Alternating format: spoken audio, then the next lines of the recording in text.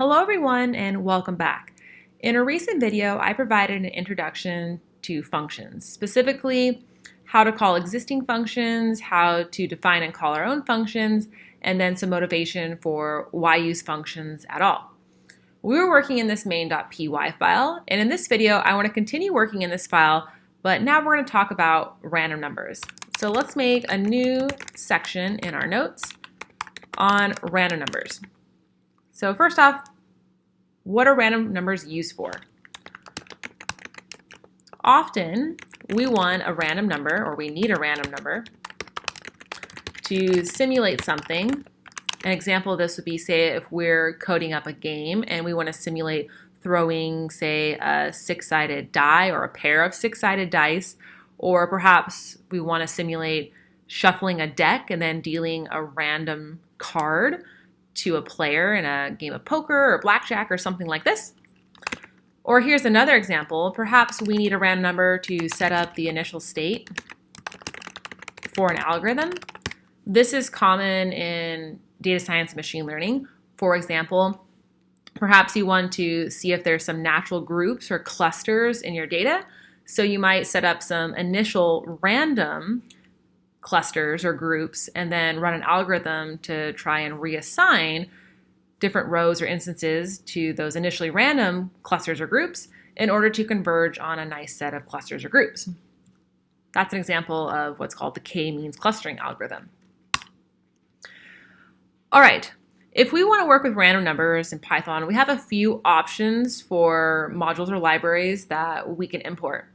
In this video, we'll import the random module because it's a built-in module that's included with Python. So let's scroll all the way up to the top of our code here, and below import math, let's import random. Remember, by convention, it's good to put all of our import statements at the top so that they're easy to find, and also they have scope anywhere below where they're imported. So anywhere below line 2, I can use the random module. So back down to our notes here, let's get started with an example. Let's say we want to roll a six-sided die. So I'm going to have a variable called die roll, and it's going to store an integer, which will be the return value from a call to random.randint. So you can see here that randint accepts two integers and returns an integer. It returns a random integer in the range a to b, inclusive of both endpoints. So a and b are parameters for those two incoming integer arguments. So if I want to simulate throwing a six-sided die, then I'm going to pass in 1 and 6 so that I get a random number in 1 to 6 inclusive. Let's print this out and see what we get. So looks like I get 4, and then I get 6, and I get 2. Looks like it's working pretty good.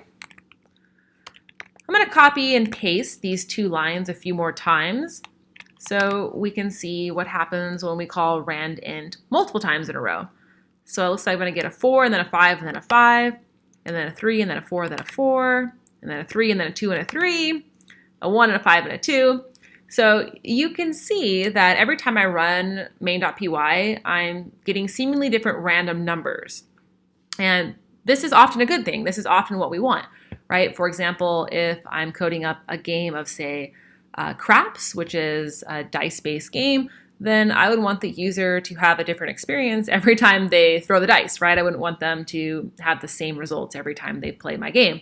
That wouldn't be very fun for the user. So in many cases, this is the behavior that we want. But in some cases, this isn't the behavior that we want because, one, it can be difficult to debug if we have a problem that only occurs when, say, certain random numbers are used.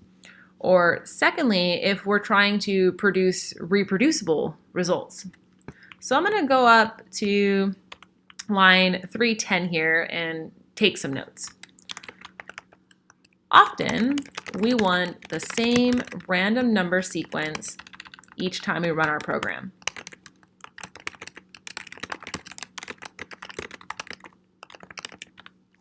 So here are two reasons why we might want this. The first reason is debugging. Like I said earlier, maybe there's a bug that only occurs with certain sequence of random numbers, or maybe we're making some change somewhere else in the code and we're trying to debug that, and it's going to be difficult to debug if our program is running different every time because it's based on random numbers. And then a second reason is for producing reproducible results. Now, this is especially important for that case earlier I was talking about for data science and machine learning, where we might run some data through an algorithm to get a result. Well, if that algorithm is set up randomly each time, then we might get different results, in which case we might want to have the same random number sequence so we get the same initial state and we get the same result each time we run our data through this algorithm. So for either of these cases, or perhaps other cases out there, we can seed the random number generator. So I'm going to call random.seed, and I'm going to pass in an integer, and this integer will be used to initialize the internal state of the random number generator. So let's pass in, say, 0. We can pass in any integer that we want. The key here is that we pass in something constant, like 0, that's not going to change each time we run our program. So now if I run this, I get 441. I'll run it again, 441. I'll run it again, 441. Every time I run this, I'm getting the same sequence of numbers because I've seeded my random number generator with a constant. I could change this to say 1, and our random number generator would be initialized with a different state, but we would still get the same random numbers every time we run it. Now we're getting 251 over and over and over again. I'll leave this at 0 because by convention we usually just stick with 0 unless we have a reason to use a different random number. So here, every time I run this, I'm going to get 441, and then of course if I were to roll the die again, then I would get probably a different random number, but it would always be the same random number because I've seeded my random number generator.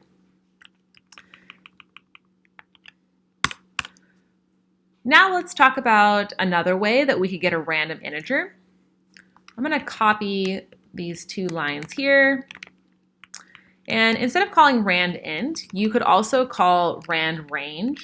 So rand_range is just like rand_int, but instead of being inclusive of the stopping value, it is exclusive of the stopping value. You can see here in the documentation it says this fixes the problem with rand_int, which includes the endpoint. In Python, this is usually not what you want. If you've worked with, say, the range function before, where you can pass in a start, a stop, and a step, the stop is exclusive, and that's kind of standard Python behavior. So that's what this is talking about here. Usually in Python, you want to be exclusive of your stop value to be consistent or be congruent with convention. So let's see rand_range in action. I'm going to change this to be 7 because I know that 7 will be exclusive, so 6 will be inclusive. So I'll run this, and I'm getting 3 from the call to rand_range.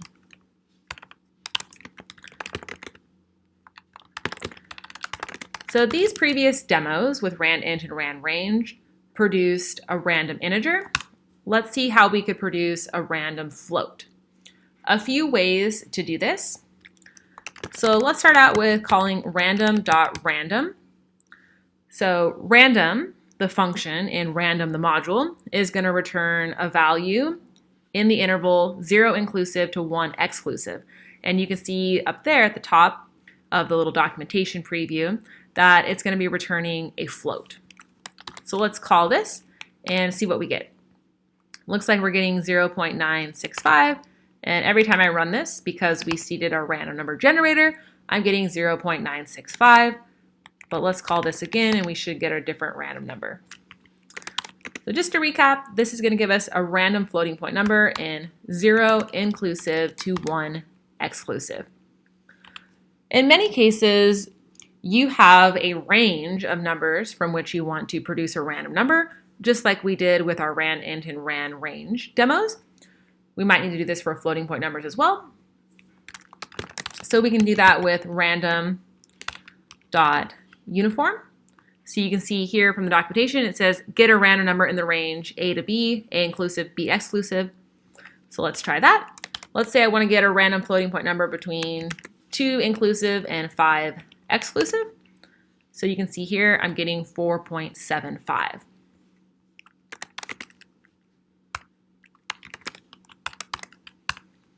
You also might want to get a random floating point number that's sampled from what's called a Gaussian or a normal distribution. Line 330 is sampled from a uniform distribution where every value in the range has uniform or constant probability of being selected. Let's see how we can use Gauss, which is a function in the random module, in order to sample a random number from a Gaussian distribution where not every value in our range has a uniform or equal probability of being selected. So let's call random.Gauss. We actually won't be providing a range for our call to Gauss because a Gaussian distribution is parameterized by mu, which is mean, and sigma, which is the standard deviation. So let's pass in, say, 100.0 as our mean or our average for our normal bell-shaped curve. And let's do, say, 5.0 for the standard deviation. So this means it's pretty likely that we'll get a random number between, say, 90 and 110. In fact, if we're following the empirical rule, then it's 95% chance that we'll have a random number between 90 and 100 here, because that would be mean plus or minus 2 standard deviations. So we get 106, which is between 90 and 110. For fun, let's put this in a loop and just see what we get. So let's do an anonymous variable here because I don't need to use this loop control variable for anything. Let's say in range 5. Here are 5 random numbers. So they do seem to be sampled mostly between 90 and 110, except for this guy right here. So just for fun, the empirical rule says that if you have a normal distribution defined by a mean and a standard deviation, then about 68% of the values will lie between mean plus or minus 1 standard deviation. About 95% of the values will fall between mean plus or minus 2 standard deviations, and then about 99.7% of the values will fall between mean plus or minus 3 standard deviations. So that's where I got the 90 and the 110 numbers. I took 5.0 times 2 to get 10, and then 100 minus 10 is 90, and 100 plus 10 is 90. So that's why I was like 95% confident here that we'll get a number between 90 and 110. So that was just kind of a fun little stats aside right there. Next, I wanted to do some demos of some really awesome functions that are in the random module that work with lists. So let's declare a list here. My list is assigned, say, A, B, C, D, and E. So these are just some random strings I'm putting in here. You can put anything you want in here as long as it's a valid list. It'll work for the demo that we're doing here. So let's start with shuffle. So I can call random.shuffle, and this will do what's called an in-place shuffle of whatever list we pass in. And by in place, what I mean is it's actually going to modify the list. So our list will be changed after this call. Shuffle is not going to create a copy of the list, shuffle that list, and then return a reference to that copied and shuffled list. It's not going to do that. So I'm going to pass in my list. I'll just make a little note here, in place shuffle. So then I'm going to print out my list. And now A, B, C, D, E are no longer in the same order because they've been shuffled. And remember, because we seeded our random number generator, we're going to get reproducible results for this shuffle every time I run this Python script. So that's kind of fun. Now let's see how we can grab a random element from my list. There's a handy function called choice included in the random module that we can call. So let's say I want a random element from my list. So I'll do random.choice. And you can see it says choose a random element from a non-empty sequence. Well, my list is a non-empty sequence, so boom, I'm going to pass it in right there. And the random element we get is B. For fun, let's change our seed up here to 1 and see what we get. So this time we get A, and note that we do have a different shuffling of our list right here. I'll put it back to 0. Back to B right there. Now let's say we need a sample from the list, meaning multiple choices, some kind of subset, unique subset of the list. So let's take a look at random.sample. So random.sample says chooses k unique random elements from a population, sequence, or set. So this is going to return a new list containing elements from the population while leaving the original population unchanged. So this is not going to do some sort of in-place sample where it's going to remove elements from the list. It's not going to touch anything in the list or modify it. So let's try it. Let's do random.sample. We'll pass in my list.